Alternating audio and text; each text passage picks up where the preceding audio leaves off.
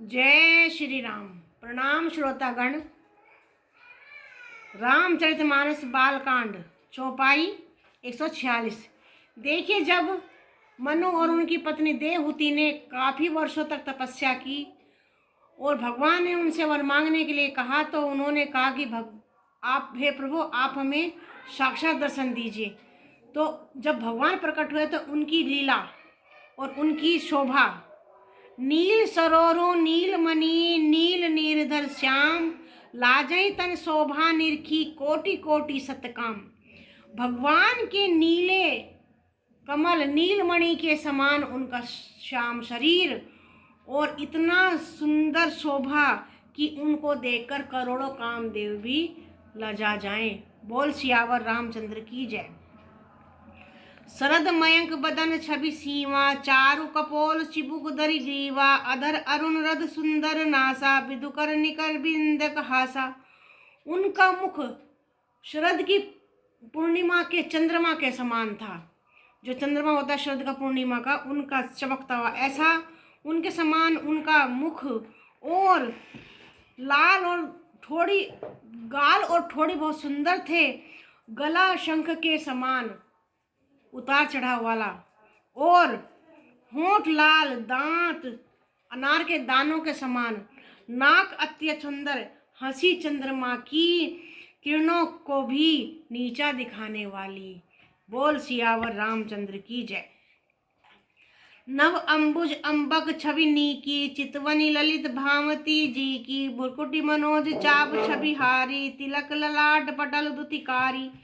नेत्रों की छवि नए खिले हुए कमल के समान बड़ी सुंदर थी। मनोहर चितवन बहुत प्यारी लगती थी। टेढ़ी भौहें कामदेव के धनुष की शोभा को हरने वाली थी। ललाट पटल पर प्रकाश में तिलक था। ऐसी भगवान राम की शोभा थी। बोल सियावर रामचंद्र की जय। कुंडल मकर मुकुट श्री भ्राजा, कुटिल केश जनु मधुप समाजा, उर श्री बस रुचिर बनमाला, पदिक हार भूषण मणि जाला। कानों में मकराकृत मछली के आकार के कुंडल और सिर पर मुकुट सुशोभित था।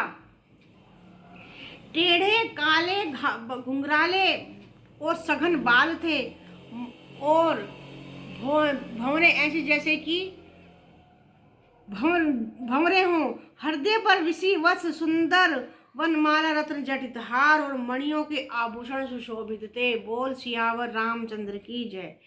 के हरि कंधर चारु जनेऊ, बाहु विभूषण सुंदर तेऊ, करिकर सरिस सुभग भुज दंडा, कटी बिशंग कर सर कोदंडा।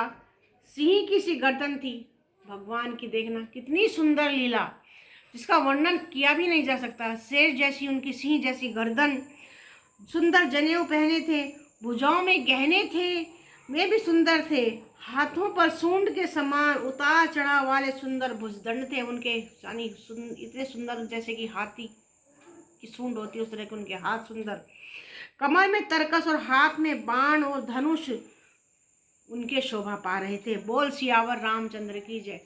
मंगल भवनी अमंगल हारी, द्रवहु सुदशरथ अजर बिहारी।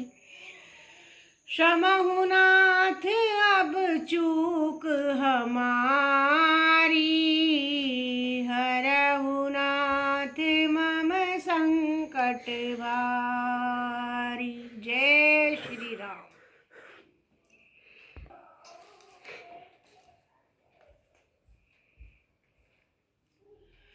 रामा राम कहो, श्री राम कहो, गोपाल कहो। जय श्री राम। रामचरितमानस बालकांड चौपाई 147। देखिए, भगवान राम की शोभा का वर्णन किया जा रहा है। वर्णन क्या, उनकी शोभा इतनी सुंदर है कि देखते ही बनती है। तड़ित बिलंदिक पीत पट उदर रेख बर तीनी, नाभि मनोहर लेति जनु जमुन भंवर छवि छीनी। उनके श्याम वर्ण शरीर पर स्वर्ण में प्रकाश में पीतांबर बिजली की सी शोभा दे रहे थे। पेट पर सुंदर 3 रेखाएं, नाभि ऐसी मनोहर थी मानो यमुना जी के भंवरों की छवि की छीने लेती, यानी कि नाभि ऐसी थी जैसे उसमें यमुना जी में भंवरें आती हैं, यानी लहर आती हैं, उनकी भी छवि को छीन लेती थी, इस तरह की।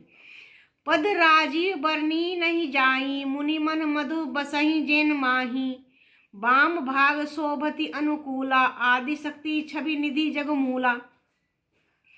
जिनमें मुनियों के मन रूपी भौरे बसते हैं, भगवान के उन चरण कमलों को तो वर्णन ही नहीं किया जा सकता।